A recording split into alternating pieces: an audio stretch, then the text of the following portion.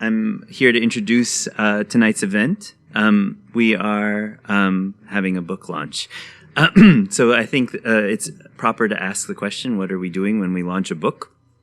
After a decade of work, how do we celebrate a book and its author in an event about an hour's length when it's been condensed 10 years or so, I imagine, Ayala, into what is it? Yeah, +2 for COVID. So this is an architecture school, as we like to acknowledge, and we might say that such an event would be similar in the field of architecture to something like a ribbon cutting for a building, perhaps, a time to celebrate a work's completion and a time to imagine where it will take us and what it makes possible in the future. It's also a bit different from a ribbon cutting because a building has a client, a book maybe has a publisher. Still both need audiences, so thank you all for coming tonight and becoming a part of the reception of this work, which is already, of course, making waves. Also, like a building, a book is a product of different kinds of labor beyond that of the author, so maybe this is a time to also acknowledge those who made the work possible, much like the thanks and debt we read in the pages called acknowledgements, where we hear about the people who put up with absences, short tempers, inexplicable losses of time, even the inevitable product of writing itself, fatigue. And perhaps this is also a time to thank the gatekeepers, the archivists, the librarians, doctoral committees, funding agencies, and then, of course, also to thank supporters, colleagues, working groups, cohorts, parents, friends, children, etc. And these are personal and professional acknowledgements that we all must make, and that Ayala and Debbie have all participated in writing at one point or another in their careers. But today we can also make a particularly prescient kind of acknowledgement here at UCLA, where we should acknowledge the Gabrielina and Tongva peoples as the traditional land caretakers of the Tovaangar land on which our institution sits. This land, of course, is considered to be part of the state of California, one of the 50 United States of America, which were assembled through a long and ongoing process of settler colonial domination over the land and the people who lived here before European colonization. And this acknowledgement is, of course, prescient tonight as we celebrate this book's completion, because this is a book about settler colonialism. In fact, it is about the settler colonial imagination. I'll leave it to Ayala to explain those terms in greater detail shortly. So, but just a few words about Ayala. She joined us in the department a couple of years ago, deep in COVID, as we're sort of still in there, and has, of course, become an invaluable voice of, for lack of, I couldn't think of other terms, truth and justice. So her research and her teaching are also characterized, of course, by those values, as her students and her colleagues and friends can attest. And we must also be celebrating, or we could also be celebrating another book which of a similar title, not Architecture and Development, but Architecture in Development, which came out about a month ago, maybe even less, maybe 3 weeks ago, Systems in the Emergence of the Global South, which she co-edited as part of the Aggregate Architectural History Collaborative. I could then recite a number of other wonderful articles which sit on my syllabi and on innumerable others, but just to say that those two projects, the book project that we're about to discuss today and the one that came out less than a month ago, have, in my opinion, and I'm sure I hold this with the opinion of many others, laid the groundwork for a conversation among our peers about architecture, architectural history, colonization, and post-colonial politics, a kind of conversation I think that we can have with more rigor, clarity, perhaps truth and justice as well. And of course, such a conversation would never be possible without the participation of some of the experts in that field. Included today in our conversation is one such expert, Debora Silverman, who is joining us from the Department of History and Art History at UCLA, where she holds the University of California Presidential Chair in Modern European History, Art, and Culture. Silverman, I should just say, is also a friend and has written 2 books which also laid the groundwork for much conversation. The Art the book Art Nouveau in Fin de Siècle France, Politics, Psychology, and Style, and Van Gogh, The Search for Sacred Art, both of which I read in grad school and put on my general's exam. So they were not only important for, I think, laying the groundwork for a certain conversation about art, but also for particularly art and colonization. And I would say that this is on Debbie, and why Debbie is here with us today, more recently has been attending her scholarship to the question of coloniality in art, specifically in the Congo. More recently, there will be two already published, one published and two forthcoming essays on that exact topic. One, and blah, blah, blah. No, but I'm particularly interested in the one that is here written, number 35, the Gold Rush Congo style Klimt's marble mosaic in the Palais Stocklet, which should be coming out shortly in a book called Erasures and Eradications in Viennese Modern Art, Architecture and Design. It's so much a pleasure to have the two of you have a discussion tonight, and thank you so much to the department for sponsoring this book launch. It's an enormous labor to put a book together, and there are a few moments where we really ought to get together and celebrate that. So thank you so much for that, and looking forward to hearing what both of you have in store for us. Thanks. Thank you very much, Mariana, for encouraging me to have this event, to host this event, and for Jen for organizing this thing, because if it was up to me, we would be seated somewhere on the grass now. I'm just a very bad planner. Michael, for the very generous introduction. Thank you for making all the acknowledgements, because I cannot make them here. And Debora, I'm so honored to have you here responding to my book. And thank you all for coming, of course. What I present today is an overview and some highlights from my book on the work of Israeli architects in Nigeria, Sierra Leone, and Ethiopia during the golden age of Israeli-African relationship from 1958 to 1973. So the reason that Israel sought African diplomatic relations during time of the decolonization was because they were seeking UN votes. So it was not about resources, it was just about each country, whatever its status in the world economy of diplomatic relations, they had a vote at the UN, and this is what Israel was, what Israel needed, especially at a time when it was still diplomatically uncertain. So the US backing only came unequivocally in 1967.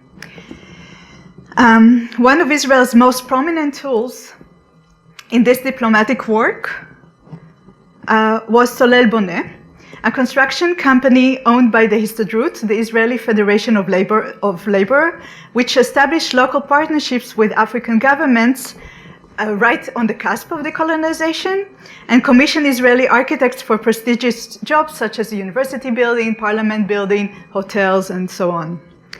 The book is focused on the first decade of African states' transition from colonial to post-colonial rule, a period that is characterized by both great optimism on the one hand, political independence, and economically a leap of catching up with the West, but also deep uncertainty regarding how to align anti-colonial political aspirations with a continuing reliance on Western institutions of governance, inherited from colonial rules such as parliaments and universities, and dependence on international institutions and the world market. So the constraints of becoming a national sovereign within an international system.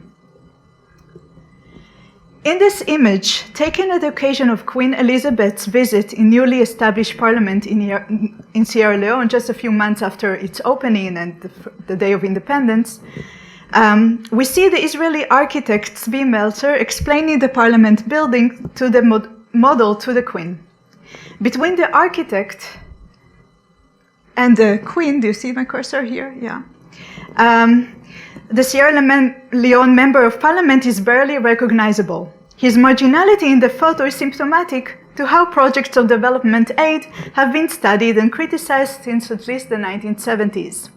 This usual critique either obscures, where they were viewed as neo-colonial Western impositions. This usual critique either obscures the agency of African elites in choosing and negotiating aid, or assumes that African elites succumbed to neo-colonial forces to benefit their own pockets while neglecting the social and economic needs of their countries. While the photo might be read as representing a smooth transition from colonial to neo-colonial forces, with new actors like Israel gaining a foothold in the development market previously monopolized by colonial firms, I show that this transition was not a peaceful one. In fact, the British attempted to resist Israeli infiltration as long as they could to ensure business for their own companies. By the very act of choosing an Israeli firm over a British one for the building of the parliament, the Sierra Leonean government firmly asserted its independence. This choice highlights the fact that the competition over development aid was not determined by market forces alone, but also by geopolitical interest, serving as a stage to consolidate and perform alliances or discord during the Cold War. In this competition, Israel positioned itself as a neutral ally, and strategically distinguished its aid by alleging a post-colonial status, similar geography, and the shared history of racial oppression. Remember, the Holocaust was not too far behind, to alleviate fears of neo-colonial infiltration. So at that time, Israel was established in 1948, just 10 years before decolonization in Africa, and it was still developing itself. So there was a sense of shared urgencies and shared nations or state-building tasks that Israel was still undertaking and allowing the Sierra Leonean or all African delegates who came to see it, allowing them to experience it development in the making, rather than as a fait accompli as they witness it in Europe or in some parts of the US. The Israeli parliament, for example, was still under construction, early stages of construction, when the Israeli architect and Solel Boneh, the company, were commissioned to design the Sierra Leone parliament. By focusing on this Israeli-African exchange, my book introduces a third category between the global North and South that complicates existing narratives of modernization and globalization, and directs attention to the diverse professional, social, and political stakes that undergirded North-South exchanges.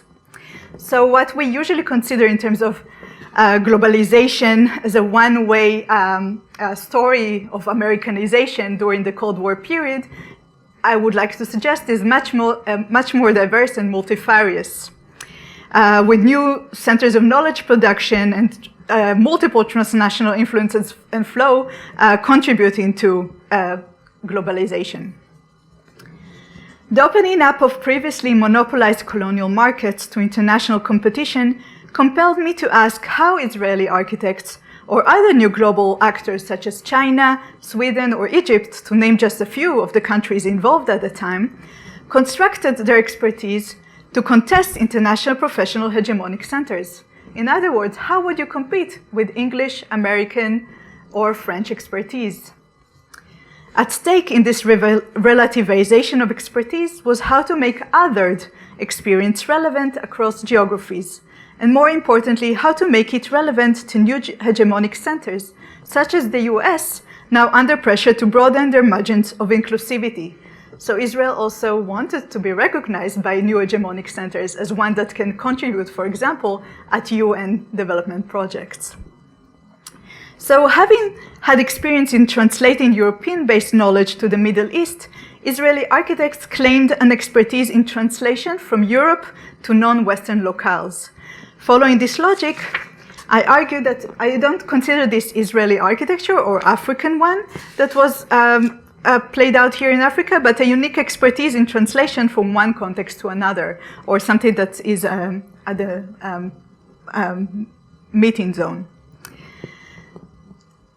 Since development was shared under a shared ideology among the Eastern and Western blocs, as well as the non-aligned movement, the question I pose is how development expertise was performed, and to what ends. So, for example, we have here a performance of diplomatic relations, but these two performances are entirely different. One is a cocktail party, and the other is hora dancing, like a socialist dancing, with Golda Meir on the left and Jomo Kenyatta's wife, and Jomo Kenyatta was a trade unionist in Kenya. So they're performing an entirely different relationship. And I also claim that this performance was performed at the level of expertise, not only the diplomatic relations. For this reason, I shifted typical focus when looking at modern architecture in Africa from form. So all the buildings were basically modernist, and some were more with African motifs than the others. But the African motifs were just an appliqué, just ornamental. They had nothing to do with the technology imported. So I switched the focus from form. I also don't want to exoticize those buildings because for the main part they were not exotic, to practice. Or from the completed object to the process of its becoming, in relation to the materials used, the labor involved, and the representations of its construction in the media, while situating it as part of a complex web of professional and geopolitical interests, including diplomacy, the building industry, and international institutions, such as the UN. Paradoxically, Israeli experts distinguish their edge from other, more established and better financed competitors by rooting their practices in their settler colonial experience. The ability to imagine settler colonial practices as anti-colonial was based on the labor Zionist disavowal of the colonial character of their project. The modus operandi of establishing facts on the ground through action rather than planning and following professional protocols was sometimes performed as defiance of the British mandate government that facilitated the Zionist project. So here you see images from Solel Bonnet working under the experience, under the British Empire. So Solel Bonnet also worked for the British Empire throughout the Middle East. And here you see how they saw their expertise in relation to the British. On the left side it says, he tells me this in this cocky figure. So it doesn't even look at the plan, it doesn't need a plan. And on the right-hand side, the specification never leaves the manager's desk. You don't need specifications, you just build. Israelis prided themselves of this informal, down-to-earth, and non-hierarchical character of their expertise, which they translated to the social sphere of labor relations with African workers. I'll now turn to some case studies from the book to demonstrate what I mean by settler colonial expertise and its translation into African state-building processes. So I'm going to leave my notes, and I hope to keep it short.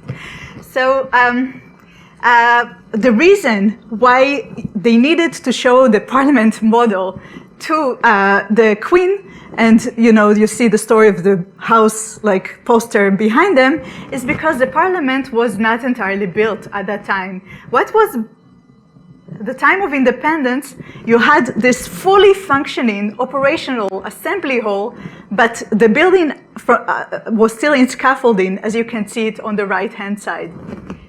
And I see this not as a failure to complete the building in time. They actually worked under the stipulations that they promised, but as a modus operandi that favored operationality and facts on the ground versus representationality. So here is how Solel Bonnet were active in the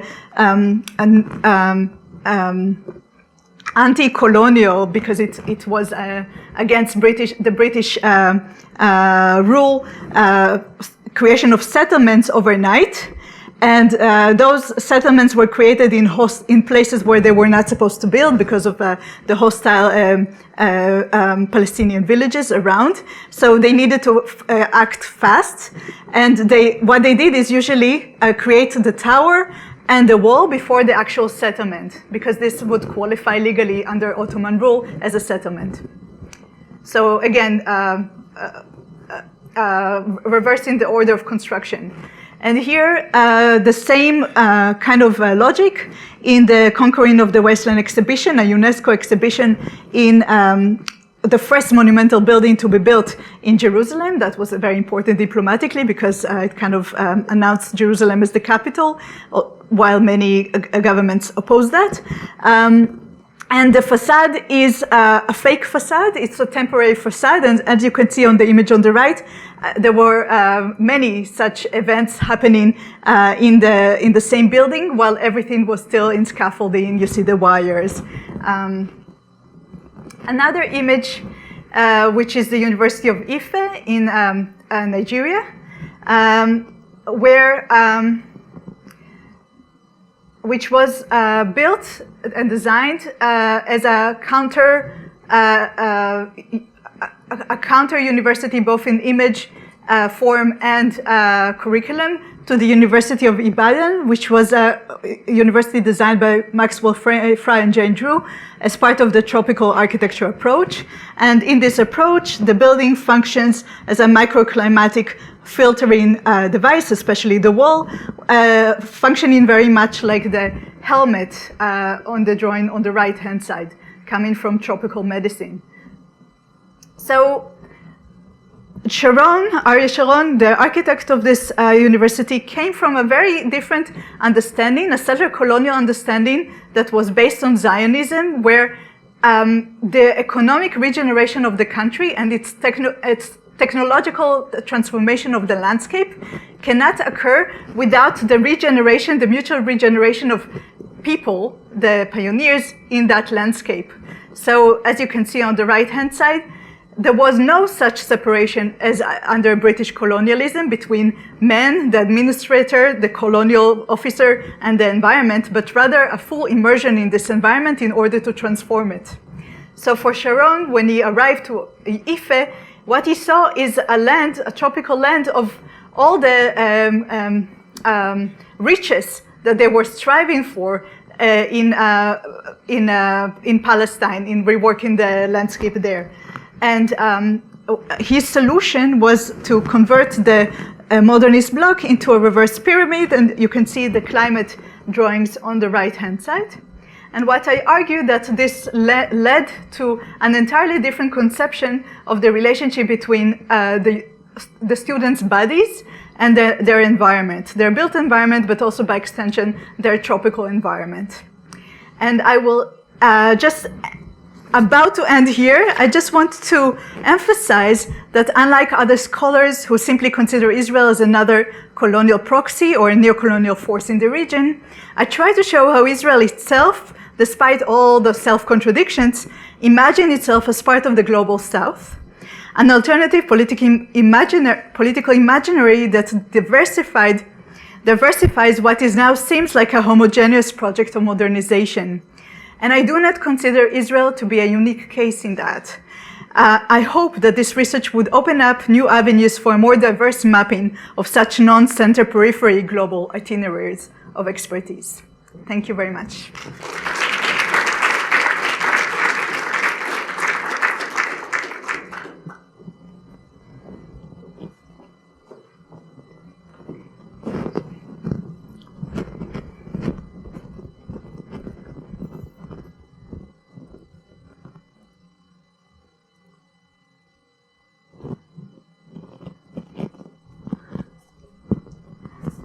Good evening, good afternoon. I'm Debora Silverman. Just one little note on Michael's introduction.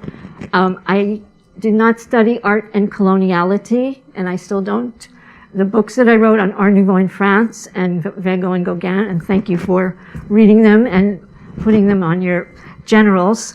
I actually will tell you how I found in my work on Belgian Art Nouveau, which has many parallels as a small new country to Israel, small, new, beleaguered, and in some ways, I believe, aggrieved and grandiose in its feeling about the world. But in any case, I've been trying to make up for what I saw as Belgian Art Nouveau as the great heroic narrative of technological modernism, iron and glass, and the celebration of labor. I realize I have my, sorry about that. Did you hear that? So this is actually a kind of implicated subject, as our colleague Michael Rothberg would call it, but my project really is not about coloniality, but historically specific imperialism, non-settler imperialism, Belgium and the Congo Free State. And one of the reasons I admire Ayala's book so much is that it's a very historically specific, contained, chronologically framed study within a particular problem, and it allows us to think of comparative cases in very provocative ways, especially about the difference between colonialism and imperialism in the late 19th century and 20th century, but also about Africa and its modernity in relation to artists or architects who extract the creativity of Africans, or artists in Ayala's book. Architects actually have a very dynamic exchange despite their Western epistemology, as you call it. You give a kind of nimble possibility for mutual interaction, and you argue against an export or imposition of Israeli rule onto the Africans. So that's one of the reasons I admire the book so much in many ways. And now I'll turn to my notes, which are over here, and tell you the many ways that I admire the book. But I also have some alternatives. I found the book extremely stimulating, remarkable in many ways, and also made me think about issues of method in relation to the idea of individuals as carrying a group or cohort form of ideological or imaginary forms in historically specific ways. So Ayala's argument, which you did not come to see tonight, but I read the book very carefully, and the introduction will tell you it all. It's one of my questions for her. She refers to not settler colonialism or coloniality or some generalized trope that we all invoke. Those issues in scholarship have entered all of our purviews. In my case, I came to it not by accident, but by a blindness on my part. But in Ayala's case, she's very interested in inflecting settler colonialism in Israel-Palestine relationships with the settler-pioneer colonialism, which is a very different, and she argues, an enduring and particularly distorted or beneficial vision that directly affects architecture. So that's what's so impressive about it. I have questions about whether her language uses settler-pioneer colonialism as imaginary, imagination, mindset, hegemonic ideology, deep structure. So one of my questions is, what is it and how is it carried by individuals? I have studied individuals like Van Gogh and Gauguin, who I argue are carrying the internalized mental frameworks of their religious educations, mediated by their educational institutions.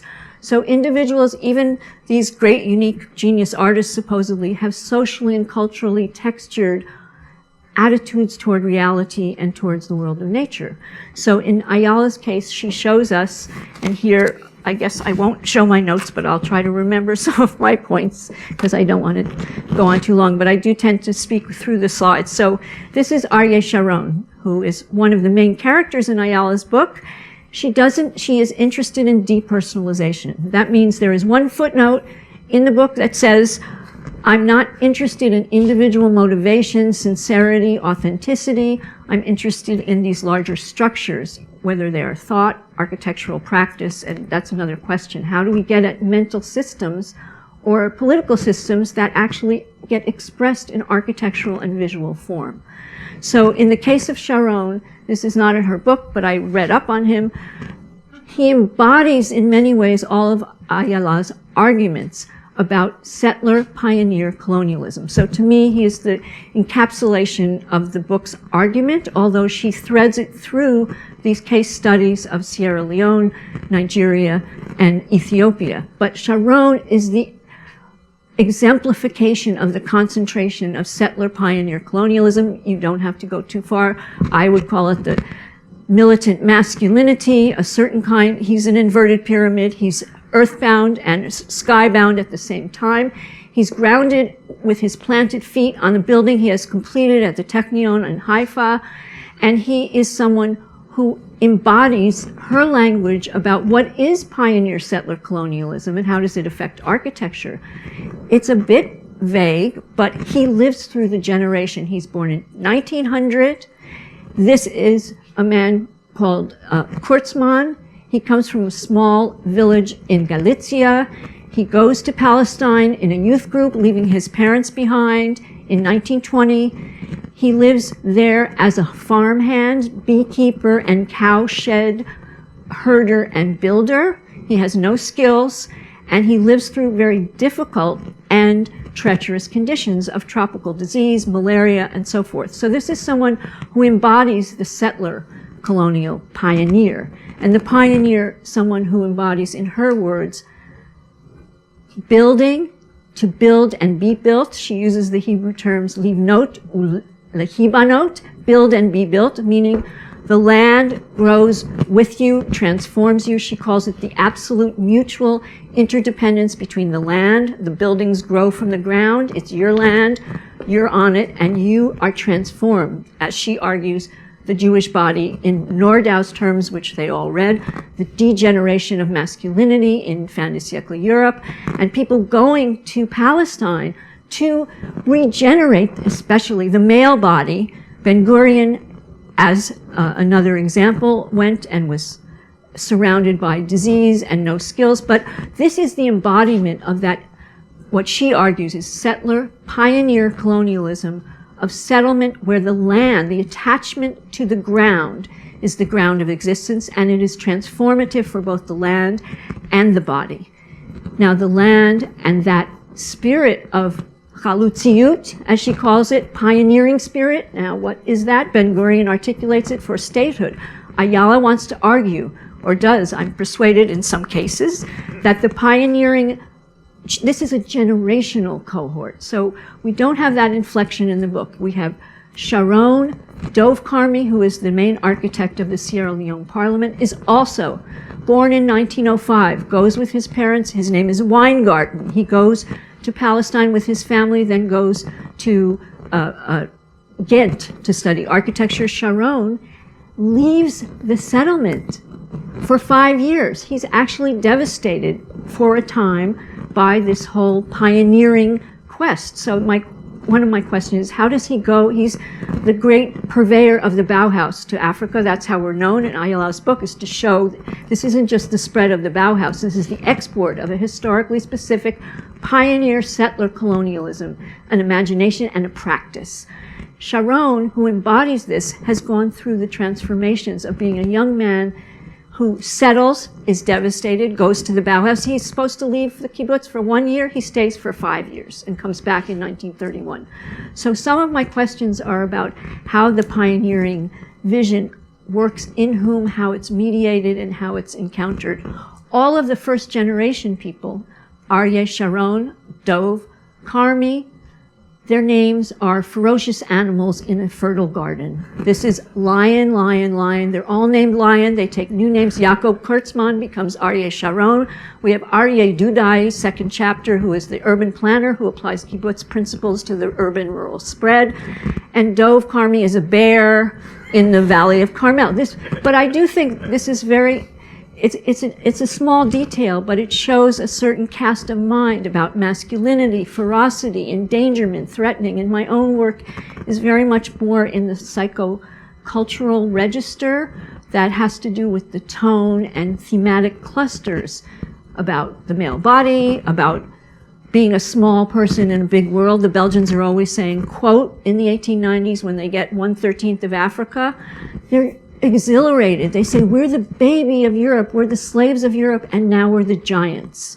So when you hear those kinds of chords over and over, hear build and be built, the pioneering spirit, and then she makes the point very powerfully based on Martha Black's work on indigeneity and disavowal. Ayala argues that the deep in the settler pioneer colonial experience is conquest. Conquest in the Hebrew words that she shows us, kibush ha'avodah, kibush hashmama. Conquest of labor, conquest of the wasteland. But the conquest, she intones, this is not from her, but she argues, quoting Martha Black, that conquest and destruction is deep within the deep structure of the hegemonic pioneer colonial conquest.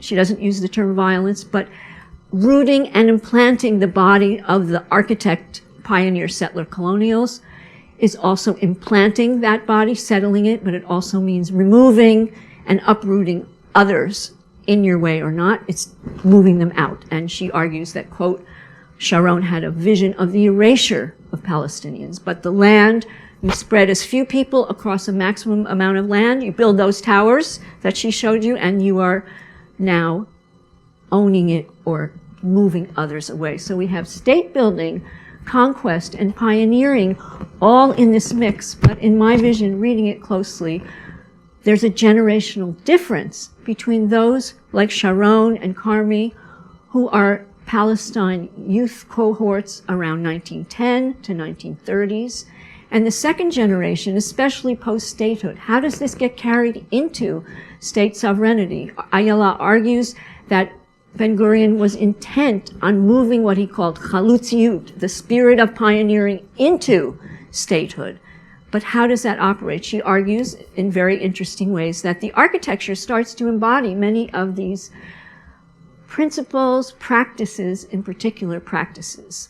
So that's where you would not see so much of the vision of Sharon the individual, but biographical modes linked to these broader cultural and political cohorts may help us think about this in a different way, or actually deepen the analysis. But I think there is a need to differentiate the two generations, because removing and facing Arab uprisings of the 1930s is different than removing and displacing 800,000 Palestinians in the time of statehood and after. So I don't know how one would address that. The problem of the book is how Africa then becomes a place for the settler to settle their vision. And I am very convinced, and we'll show you a couple slides that she showed us. I show you the Sharon partly to tell you about the heroic bellicosity and the ferocity of the male body, as well as the conquest of space and land and people that went into that regenerative mode, coming from another background that is shared. So here's one question about Ayala's analysis, the idea of expertise. So her book is very much about what she calls the performativity. And if you want to talk about performativity, I think we should get Aryeh Sharon back, because this would be your image, but that's not what you're interested in. But performativity through architecture, through the objects. So the performance of knowledge, production, and expertise, but ironically, as she shows in very somewhat comical or not so comical ways, the Israelis embraced their pioneering bodies and identities and said, who needs this specifications? And they have expertise at not being experts. And her first chapter is all about how the Sierra Leone parliament was built totally incomplete, disheveled, ragged, left on the street. They opened the parliament and half the building is in ruin. And they turned this capacity for incompleteness and seemingly sloppy and haphazard work into an actual virtue of resourcefulness and ingenuity. We can do the quick fix. We're practical. We're the jack of all trades. We can come on site, and she's constantly telling us about facts on the ground are their specialty. So you get in and you forget about the plans. You can then transform. But I have questions about the knowledge production, Foucaultian expertise transfer, when it really is about the expertise of dispensing with forms of rational sophistication and professional kinds of expertise. And ironically, towards the end of the book, in the case of Zalman Einav, when he's building the Ethiopian palaces and Haile Selassie's work and the educational system, she argues that the Israeli students in that period, in the 60s, wanted architecture and engineering to actually have professional degrees. They didn't want any of this vocational, jump in and fix it, because it's actually not very professional. And so there are some really fascinating things there. But to me, this is quite convincing about a pioneering spirit in practice. Now, I did want to show you some of these examples she gives of the prefab settler pioneer architecture. They're rather haphazard. You can see they're built by people with no skill. They're prefabricated by Soleb Boness. So one of the great strengths of the book is that Ayala is always linking on the ground the construction company, the architects, and the planners. So we don't have the architect lifted out as a formal designer, although we have some of that, but we have the interaction of these different entanglements, financial, political, but also Soleil Bonnet is the main construction of the entire pioneering period into the colonial period and into the settlement period and the state period. But this, she argues, it's Homa Migdal, this tower stockade. It's like in a Western movie, you put up that overnight, but it was actually a sly practice to get the British to look away while they could fence themselves in and claim the land, just seize it and put up their kibbutz. But I show you this just to give you a sense of this expertise that comes back. But this looked like a school project or something but that's her point, that this is part of that experience that is transferring over. But at the same time, the later architects are not these kind of sloppy, haphazard builders. So perhaps that's a generational issue. Now, on the inverted pyramid, this is a way perhaps you could read Sharon again in a slightly different register. This is a man who refuses, and Ayala shows us beautifully, he invents this inverted pyramid structure rather than the tropical architects who said you have to protect people from their environment. No, we don't need to do that. We're in the land, we're in the environment. She shows us, he's there in his shirt sleeves while malaria could come around, exposed to the sun. The vice chancellor of the university is wearing the right clothing for that environment.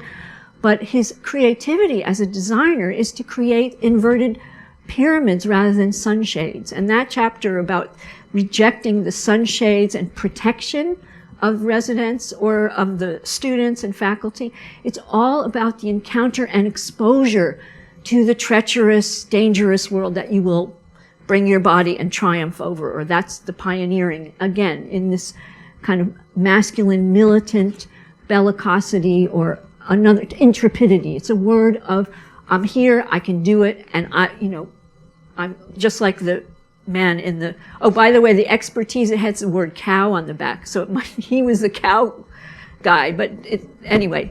So this is something that the architecture is carrying some of the stance of exposure to danger and triumph over nature, but it's unmediated relationship with the land, which is what her argument is, that you deal with the ground and the building is growing from the ground. That's the idea. So he's not going to protect it in defensive porches. So I highly recommend that chapter. The last one here, I just wanted to show you, Ayala shows us how the outside of the building, though it wasn't designed, she shows us by Africans themselves. The Yoruba people had a practice of scarification or certain kinds of incisions on the body and on sculpture.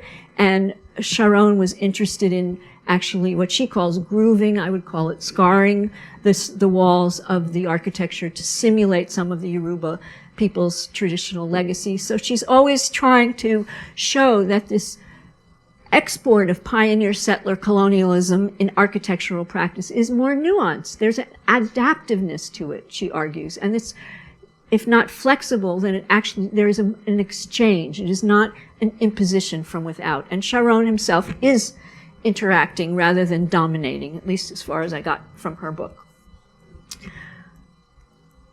Okay, can I just have a few minutes to talk about the Belgians? Is that okay? So this is, the reason I'm doing this is not because I want you all to know about my work, but I do want to correct Michael because I have published 8 articles about this, and the set of 3 is coming out soon as a book. It's called Art Nouveau, Art of Darkness, and it's about Belgian Art Nouveau, which I had been planning and writing a book about the great architects of social Labor Party politics, radical activists in politics, and artistic innovators in the world of form. But I had left out, as a historian, it was very embarrassing. I only encountered this, and it tells us something about our scholarship. Now, settler colonialism is front and center. You can't think without it. When I was working on this project in 2005, I never even was trained in it in graduate school. I'm a European historian and an art historian. You never heard the word colonialism, except I took one course on the theories of imperialism in the 1970s. So that dates me. But on the other hand, I came to this project just so it's an interesting story about self-critique or why we have such blind spots. And now, Ayala's case is, well, there's the settler colonial gesture and everyone will perform it, but there's a very specific form, pioneer settler colonialism, and the architectural practices that may express that in a fascinating way. So I had worked on this book on French Art Nouveau. It was seen Rococo, feminized, moving into the interior of the mind and body, but retreat from the Eiffel Tower technological modernism.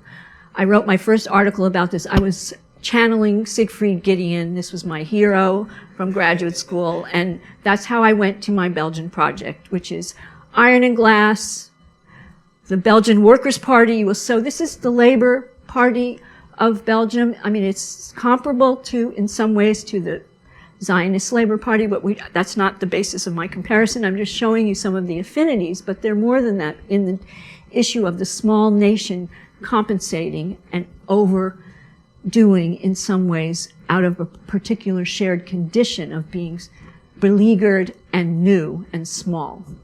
But this is Horta, Victor Horta. This is the great celebrated Iron and Glass Workers' Palace. I was brought up on this. This shows us new materials, new methods of construction. We even read Gideon in one of the graduate seminars I gave in architecture, and it was wonderful to do that with different generations of students. But I was celebrating the pioneers of modern design. My book was about the whole avant-garde of Belgium is radicalized politically, and they all get together to be part of the Labor Party. There is no vote in Belgium, so it's a very different context than anything you've heard of, and it is not colonial. I'll get to that now. So this is the worker house, the great triumph of the heroes. If you go to the first page of my Art Nouveau book on France, the third line is, this is so different, the French foliated, feminized iron in the interior, and the Belgians, the coup de fouet, whiplash style, that's the term they use. This is the style that encompasses people, and it is the community of Van de Velde's empathy, and this is real modernity. I never actually thought about why they call it whiplash, coup de fouet.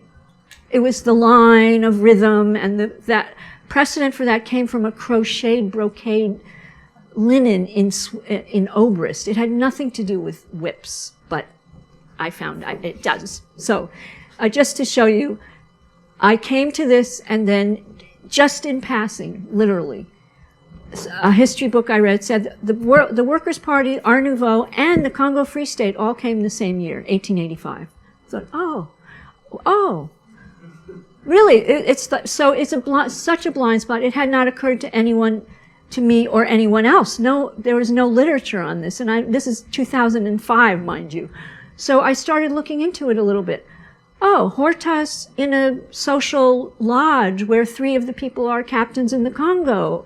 Henry Van de Velde's brother is a reconnaissance captain in the Congo with HMS Stanley. You know, it went from there to it's hiding in plain sight is the subtitle of my book in part, but also very deep research needed to show that it was actually carried into visual, spatial, and architectural form. And that's my ambition, as Ayala does, to try to see how expressive forms of nature, and specifically Congo nature and Congo violence, displaced from a distance. So I'll just show you a couple examples of this, and it's my plea to you all, especially with architecture. I know Michael does this in his book, to be as careful and historically specific as possible in terms of this is what I learned most of all. Colonialism is not of one kind. We all know that. But Belgium, unlike the other late 19th century empires, has an empire of extraction. It is not a settlement. It's a congery on a map that, not the big secret, Leopold gets in a devious way. The international community and the Parliament of Belgium allow him to do what he calls the coup de crayon, just carve the map like everyone else was doing, and just take the piece that you do, and he was voted in, and he was given the first permission by the US, for whom we have 3,000 baskets in the Museum of Natural History in New York as part of a gift, but also the Katanga mines were given by King Leopold to Rockefeller, Guggenheim, and a set of senators. So the actual uranium for Hiroshima, long story, comes from those mines that came through the Leopoldian period. This is an extraction, exploitive, international capital form of economic entrepreneurial imperialism. It is not colonialism. There are no settlers. There are no people to even talk to.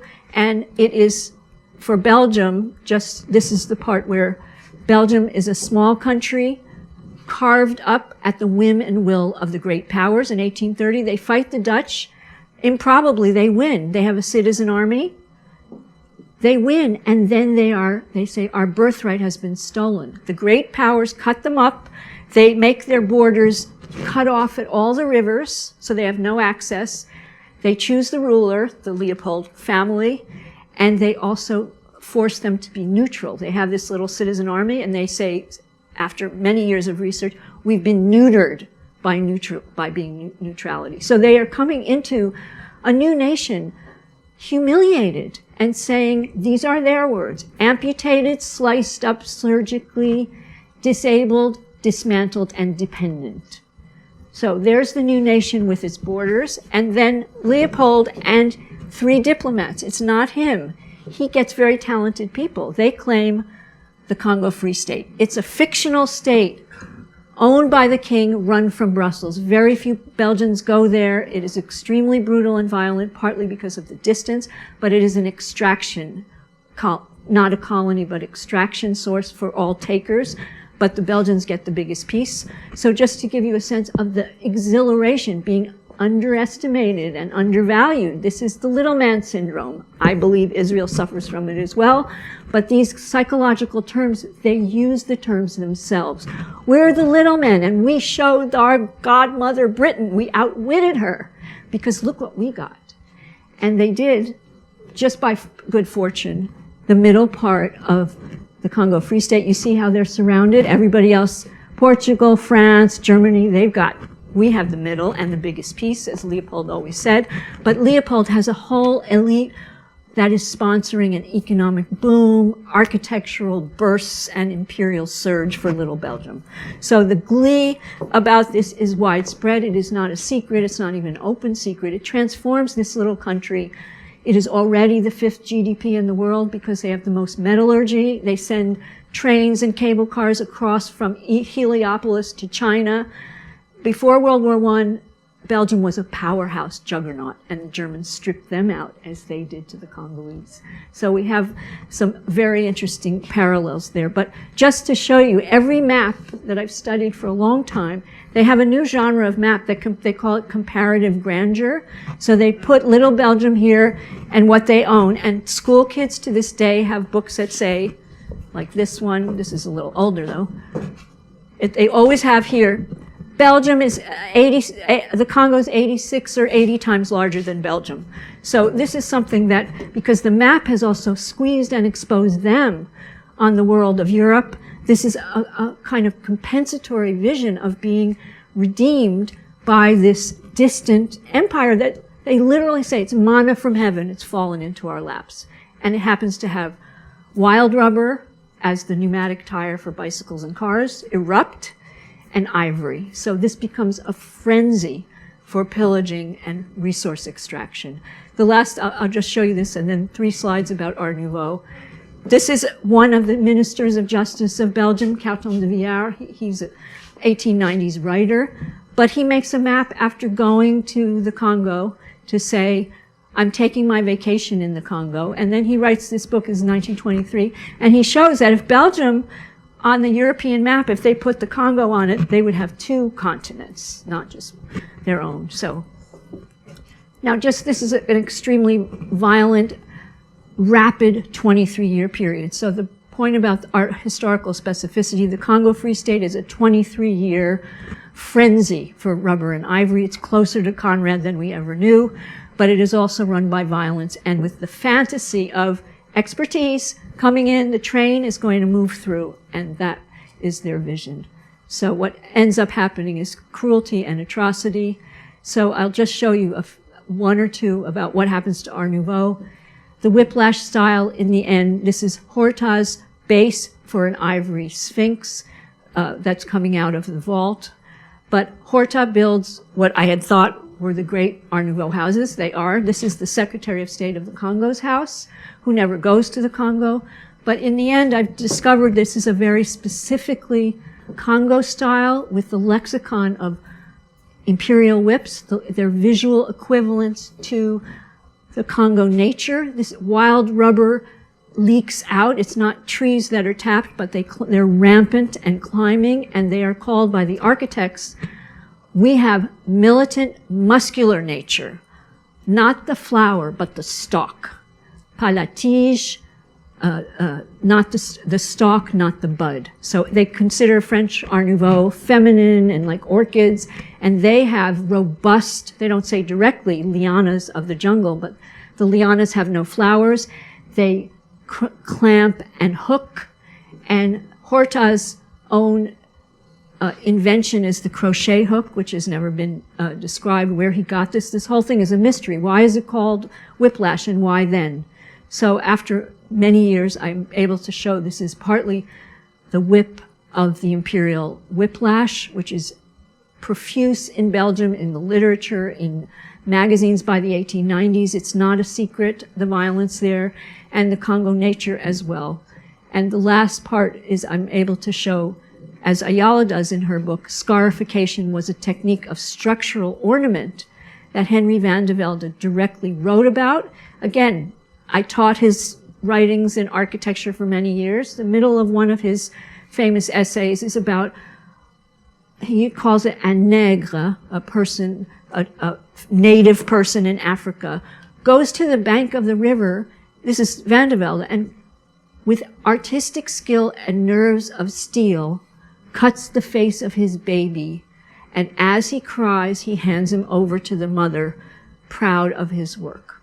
So this is Van de Velde's fantasy of Congolese natives. He sees scarification in magazines, but he considers it a form of structural ornament, which is to link skin and structure in architecture, form and function through the same medium and support. So I missed that for 20 years. So that's another, it was never cited. So this is an indication of how blind spots occur, but also research finds things, and it's both on the surface and deep and long labor. So I want to congratulate you, Ayala. This is a formidable book. It's a remarkable book. It has many rich and important things in it, both substantively facts on the ground, but also the analytic posture and the provocation to think about this pioneer settler colonialism, to inflect that, but also to think about how generational cohorts can be carrying, or as she calls it, exporting, this pioneering vision, whether it's imaginary or deep structure. We can talk about that. That's something very bold and admirable, and I learned a tremendous amount. So we can learn about new small nations and architectural style, but there were many affinities that I didn't expect coming to the book, and I'm glad Christabel recommended me, because Michael, you got it wrong, so I have the whole thing. Anyway, next time. No, it's just, so thank you, but thank you for giving me the opportunity. I was very impressed and delighted. And read this book, get this book, use this book, and it's very powerful. And the footnotes in particular, also on Sharon, he has a little element in there that you put in about his struggles with malaria and with some more personal information. So that's one of the questions. How do you weigh personal biography and these broader ideological or mental frameworks? I call them more as structures. Thank you very much.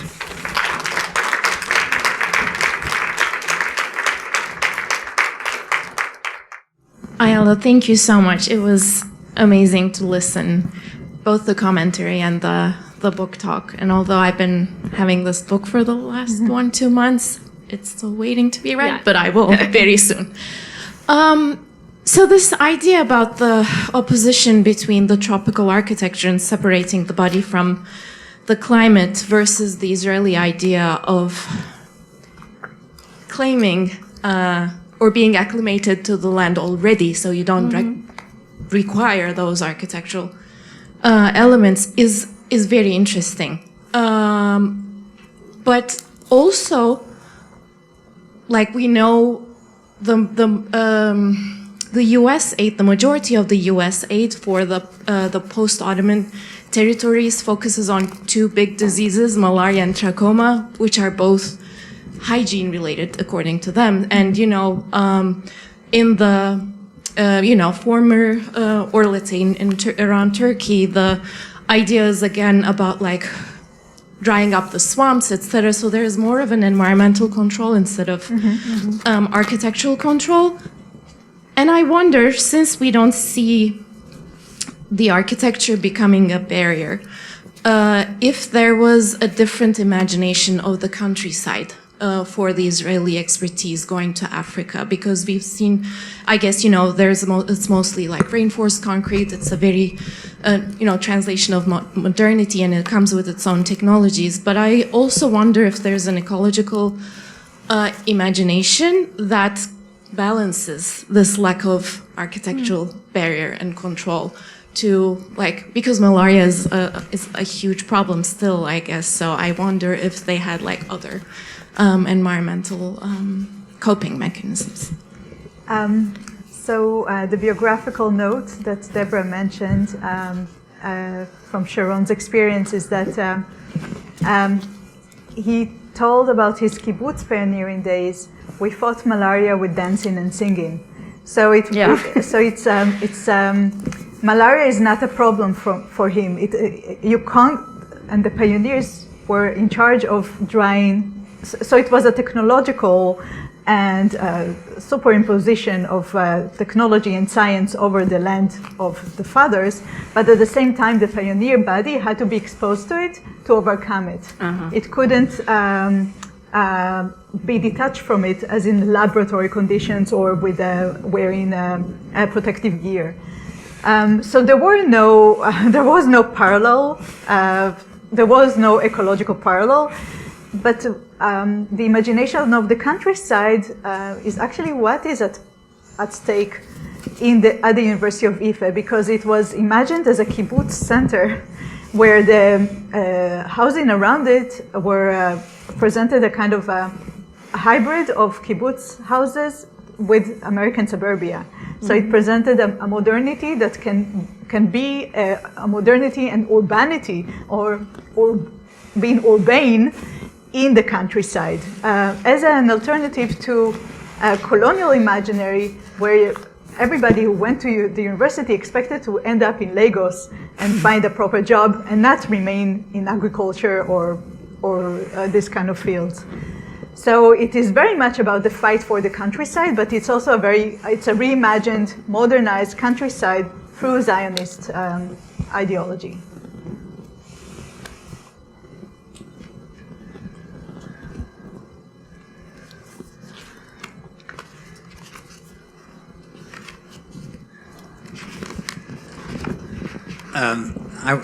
Thank you for your presentation. I wonder if you would comment on this generational issue. Yes. Because, you know, it's, for me at least, it's refreshing to hear about these pre-1948 pioneers who were deeply committed and passionate about their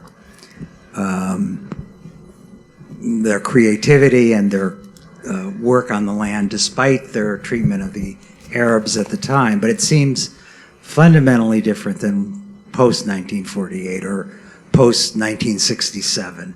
And I'm wondering if you can still talk about the pioneer spirit. Well, I'm sorry. There is some mischaracterization. This passion was also very violent. I never yes, praised that. But even so, the way in which it got expressed in African architecture, it didn't have the kind of aggressive. I mean, maybe I'm wrong. I'm speaking really as an outsider, but I would imagine that Israeli architecture today has little resemblance to. Yeah, I will not comment on architecture today as an historian. That's a tricky field. But what I do want to say is that I react to someone who wrote about Israeli exportation to Africa based on the 50s, based on the violent acts that Israel made in the 50s after the Palestinians were forcibly removed from the country, but violence against Israeli citizens themselves in new settlements and so forth, a kind of high modernist approach. I react to it by saying that all this stuff were not invented in the 50s, but they were invented during the pioneering days.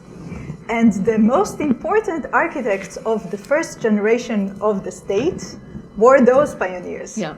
And then they were continued by architects that, yes, maybe they wanted to be more nativist. So Ram Karmi, the son of Dov Karmi, still a very violent gesture to become a settler colonial native, as well as other architects that were more open to the borrowing of Palestinian forms now after 67 that Jerusalem is occupied and you can freely enjoy and borrow and appropriate those forms. But my period is really the transitional period from one mode to another and from a socialist country to a neoliberal country. All is happening at this turning point, 67. And what's interesting about 67 is that you still have continuity. It's a very confusing period because they don't know what they're going to do with those occupied territories. And there is a discourse on development, and someone else has written about it and then wrote after me, so I couldn't use that information. But there is a confusing discourse of development, and there's some movement between all architects in Israel worked in the Palestinian territories. You wouldn't find one who said, no, I'm not taking part in this atrocity.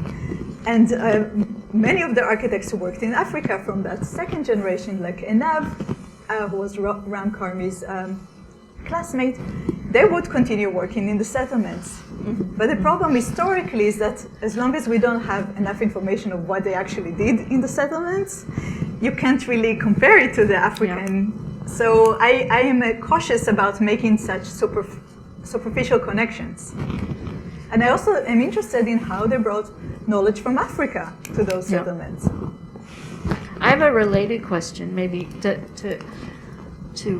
enhance your point. I noticed that over a number of the architects, early and later, pioneers and post, they were all connected to the IDF, to the military intelligence, to, I wrote down some of Shlomo Gur and Yochanan Ratner, who's a big architect. He was someone who was in the Haganah and in the command of the Haganah, this paramilitary force. But then Dori, this Technion Dean, you say he was the former head of chief of staff of the Israeli army forces. So that's the head of the engineering school. Yeah. And Enav is working in all the, so in Ethiopia, they're doing all these. Yes, his brothers are in the Mossad. So that. And Solel Bone actually was used as a cover in Ethiopia for, just as they did in the Middle East, for Mossad operators. It's also, you can't, what I'm saying is that in Israel, you can't differentiate between a professional, especially an architect, and IDF or Haganah or intelligence people. And in fact, what I'm saying is that their professional expertise is judged by their ability to perform all these other tasks. Mm-hmm. And it's only if you become that person who subdues professional expertise or textbook knowledge for the sake of the other kind of knowledge, and this is the problem of expertise that you asked me. They maybe not specifically about architecture, but Israelis did mention all these attributes as part of an expertise. Uh-huh. So that's their unique toolkit, so to speak, exactly. Which it is. Interesting. I see. So that notion of what about knowledge production and performativity? Because the logics of Foucault sort of come through implicitly, but then another thing I admired is you appeal to different theorists in very integral ways. Like you have Althusser and then Gideon, and the people that you actually invoke is to advance your argument. Yeah, This is how I'm trained.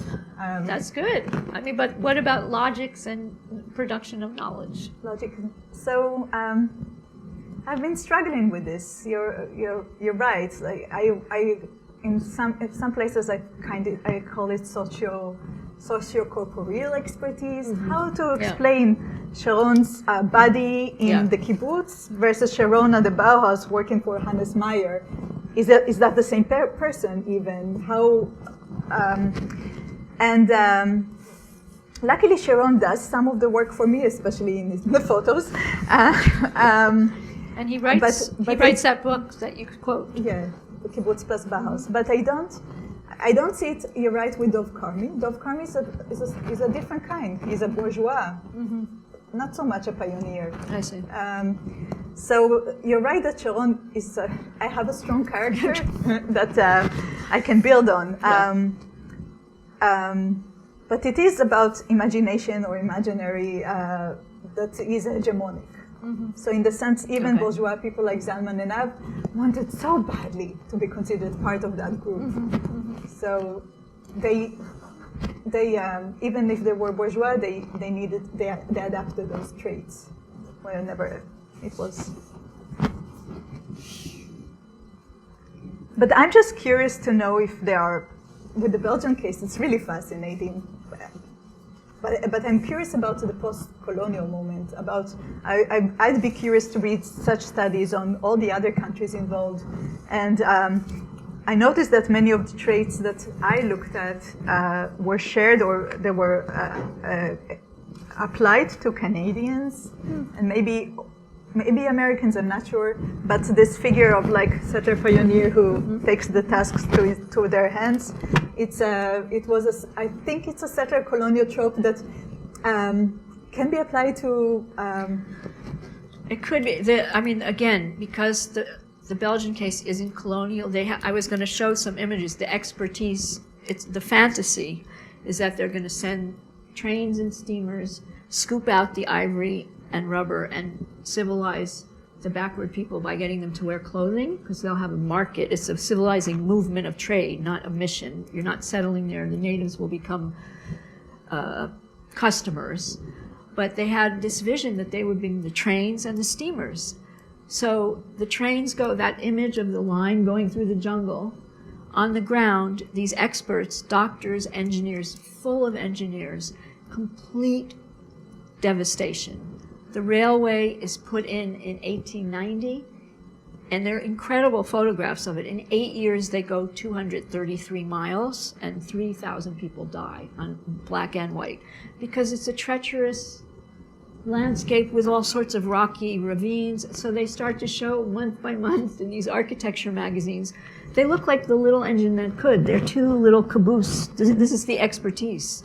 And then they say, we're up to kilo 0.9, and then the next week it's kilo 1.1. So they show the mileage. But it's eight years it takes to do 1/3 of the plan. So in that part, which is not colonial, it's a kind of waste and ruin, and they don't like to be reminded of it. When it becomes a colony, then it's more complicated. But they have all those experts go back to try to redo the hotels and mostly the trains. They don't send or build hospitals and schools. It's completely stripped out. So that legacy of this imperial extraction is very hard to overcome. But then you have missionaries and doctors and engineers who go there and live there and do build. But the raw materials to work with are still, there's so much just destruction and militarization. It's a very dark story of greed and engorgement. But there were also many Congolese on different sides. I don't know the African side. There's a lot of work done now mostly on the Belgian Congo, but not so much on the Congo Free State, because the archives still, of all the diplomats and the violence, they're slowly coming out, but some of them aren't even allowed out yet. And it's not King Leopold. It's this whole massive group of businessmen, diplomats, and very earnest people who really thought they were abolitionists going to free, like Belgium was a slave of Europe and they were going to free the slaves there. And many of those people became utterly disillusioned and devastated, and they started writing critiques and exposés of the atrocities. So that's how that came about. But then it was suppressed. Yes? Question for Ayala. 73. Why do you stop there? Well, this is where the Africans stopped. Africans just stopped relations with Israel. So the Arab League was trying to push against Israeli relations in Africa all through the years. 67 was obviously a breaking point, but interestingly, most African countries still remained in relations, but only the 73 war was the major cutoff. Only one or two countries remained in relationship with Israel after there were 22 embassies or so. So it was, but interestingly, Solel Boneh continues to work. Just not as a... They morph. They actually morphed already in 64 when they turned from the way that they operated was coming to a country, establishing a joint company on the ground where they trained the managerial work, the managers and also the workers, bring machinery with the stipulation that they leave after around 5 years. It was in the contract. Unless the country wants them to stay. And in 64, they go private in the sense that they realize that the situations in all these African countries is not stable, and they may lose a lot of money, and actually they lost a lot of money also because of the way they operated. And the idea was that they always assumed that there will be like state funding to cover up. And Israel will just not back them up any longer. So this is when they turn to work on private contracts, just as Solel Boneh. While concurrently, you also have the local joint company operating. So there were two entities like that. So fascinating. Question earlier, I was thinking about moving from hardware to software. That's 73, in that time period, you see the Bin Ladens building in Saudi Arabia, Rafiq Hariri building in Saudi Arabia, and then these Lebanese. 18, 20 years later, the dissolution, 91, Gulf War I. Mm-hmm. At some point, I think of A.L. Weitzman, Mm-hmm. and things crumbled. And What things? the belief in facts on the ground built form. Well, facts on the ground is still a belief Israelis share. Like in terms of construction, this is in terms of contemporary practice. What I told you, some of what I said today, is still happening on the ground in building it, like building culture in Israel. Right. But form, yeah. It'll come back to me. Okay. But the Saudis, just like, it's interesting.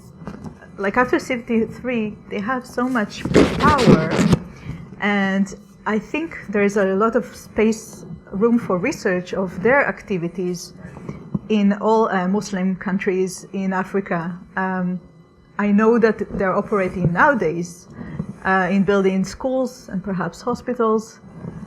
Yeah, and you know, the Soviet client states, 73, trying to escape that. Egypt and so on, they become much more African. Mm-hmm. And Egypt has Arab contractors, Right. Which is a huge kind of Solel Boneh operation, and they're still active today, and they even rehabilitate some of Solel Boneh's buildings, which and is... in Saudi Arabia, it's Saudi OJ, which rhymes with Solel.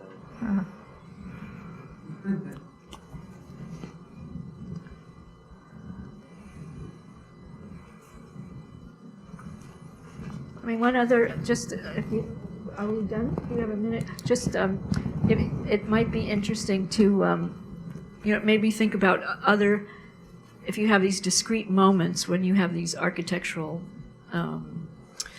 bursts or things that cluster. So there are examples in the late 19th century, the Vienna Ringstrasse, and some of the literatures of Chorsky's book is all you project this collective mentality of the new liberal triumph, which was very surprising, into a building program. And it made me think about looking at Haussmannization differently, just in terms of the actual, like all the pictures are of Haussmann with a pick and the entire city just ripped up and what it means to live with that. And then I thought, well, in Ayala's term, well, they are living with incompletion, but they know it's going to be pristine later, or there's a different way of thinking about it other than kind of rack and ruin. And Belgium, too, they went through this huge, the city of Brussels, Ostend, Antwerp, they all, within this 11-year period, the Art Nouveau housed 1,100 in between 1890 and 1902. And this tiny country, it just burst with these massive buildings. So if you look at different clusters in different historical periods, it would be interesting to have the Israeli contemporary example. But the history's so different. But still, the combination of the financing, the state, the construction companies, the Paris example, we have a lot of material on. I mean, how the money came in and who built what. But it makes you think of those things a little differently.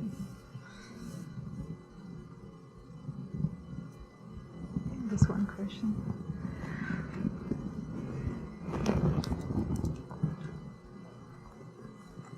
Hi. Can you hear me? Yeah. I have a question from the beginning of your presentation. You said that they went to African countries because they had UN votes. Was there any evidence of architectural intervention or partnerships between Israel and these African countries and it manifesting in UN votes as they intended? You're asking for direct relations. There was actually an MA thesis written about that. There was whatever the gift was, Israel could never stipulate a direct. Like the gift idea, the Mosian gift idea is that it's open-ended. Somebody still remains owing something to you, but you don't know how it will manifest. It didn't correlate that easily. Like, we build your parliament, you vote for us. But even just opening a consulate in a country, like Sierra Leone had a list of the consulates that are going to open in the country once it becomes independent. And Israel was on the list with major countries. That's a big deal for a country that at that time was fighting for recognition, international recognition. So even without a vote at the UN, just this kind of international recognition was already a big deal. Yes, in the back. I want to know, how long did it take you to actually discover on what you experienced, what you were going through while you were there, of course, doing it? Was it a project? Is it something that you did research on? And how long did it take you? My husband just asked me. Did it take like a year or 2 years? My husband asked me on my way here, and I just couldn't remember, so that kind of answers. My first year at the PhD, which was 2008. So this is when the idea germinated, but so you can calculate. Takes long.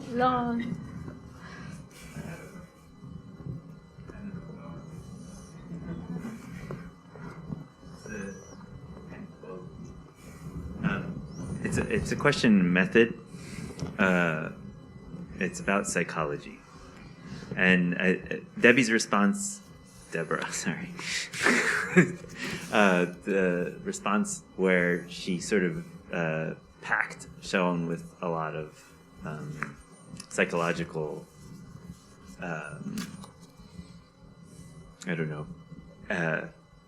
we could empathize. As a method, and it's definitely something that motivates narrative. Mm-hmm. I'm curious, because of your resistance, I know, to that. I'm curious about the way in which they themselves are so packed with as actors, with trying to profile a kind of psychologized self. How, as a historian, you deal with that as evidence of psychology, or I think what Debbie was doing was like reading it as a self. I'm curious. Do you abstract from it, or do you buy it? Okay, so I'll tell you what I'm trying to do. Because when Sharon does that, when Sharon has kibbutz plus Bauhaus, he has a chapter on kibbutz and he has a chapter on the Bauhaus. He doesn't put them one and one together. He has an Ife chapter, and like they're all separate episodes. So I'm trying to show how whatever he tells me about the kibbutz can tell me about the Ife campus or his experience at the Bauhaus. Meaning that even if they do this all, like if they heroicize themselves in certain ways, they never do it in relation to the profession. It becomes those like separate parts of their lives. And this is how I'm reading through one biography, the professional biography. So it's my analytical investment that brings from one part of their lives to the other. It is. You're creating a new psychological whole. Exactly. She's right. I don't know if it's psychological though, because I mean, it's a deep structure and Yeah. it's hegemony. That's what it is. And about the anachronism point, I refer to it because it wasn't that. It was that the entire diplomacy was anachronistic, holding Yeah. on to this past. yeah, I saw that. As a spirited past that would sustain and justify whatever they do in Africa. So, so this psychologization is happening at the part of the foreign ministry, David Ben-Gurion. Like, why does he say we espouse pioneering with going to Africa? Like, why does he use the language of pioneering in going to Africa? I mean, this like, to me, when I read things like that, I always just like, it's like a thing ideology. Yeah. Like, that's, But then you leave it aside. yeah, I mean, I try. I'm just saying it's a methodological question. Like, believe them or just let it be the. I believe it at the level of performance. Okay. I don't care if who believed in what, and I show in my qualification at the conclusion that there were, in a footnote, that there were many people who said, I don't care about pioneering. Like, don't send me there. If I wanted to do pioneering, I would go to the Negev desert. I'm already like 56 years old. I want a comfortable life and practicing, like, just give me the right conditions and I will go to Africa. But pioneering is really not my thing.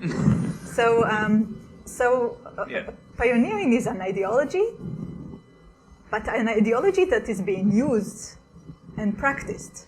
So that's what's interesting in a certain way with Sharon, is that it's on the one hand ideological and on the other hand totally internalized. Whereas with other characters, it sounds like Kami maybe the relationship is less direct. Yeah. That's interesting. But for Kami, I have his son, who is like crazy. And so it's actually his son and the father who are, like, there's a problem of authorship there. That's where I really differ, I guess, in terms of what you talk about putting the parts of the self together or attributing it to performance or to staging the self. Because maybe it's the difference between the contemporary world and the 19th century world in terms of I'm interested in this psychocultural register where these people are, it's more finding these patterns of evidence where a diplomat and the architect, or they're converging on these themes of we're the underdog, we're undervalued, or we're the pygmies of Europe and now we're the giants. So when you see these clusters, it's psychological, but not in those individual selves in the same way.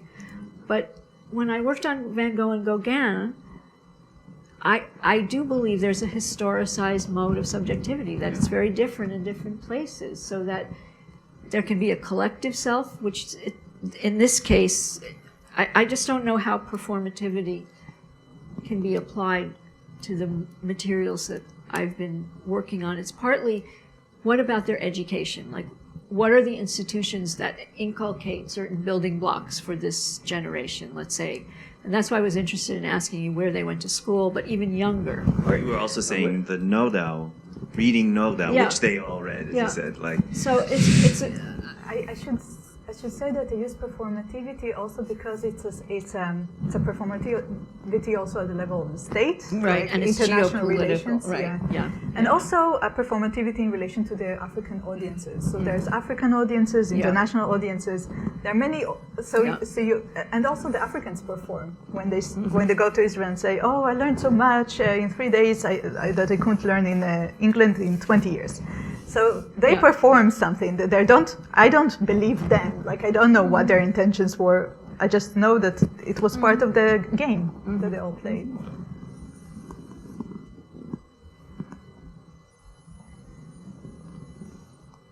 Okay, we've solved it. Yes. No, it may be different. I mean, let's say it's a historical topic without this material hasn't been mined or thought about. This, let's say, this group in 1830s Belgium where they write trauma, dismemberment. They're using the language of psychological categories. It's shocking so that's a very different kind of approach to evidence, like piecing together a theme, than performing a geopolitical strategy, which you're very effective at defending your position in that way. On the other hand, when you have Sharon performing his body like that, I still think there's a depth psychological register. You're just not interested in that. But it's, why are these men posturing in that way? That's a different question than you're interested in. But Asian picture she didn't show him in like a bath, you A said, pool, So that, different projects. any last final? Well, thank you very much for Thank coming. you for your book.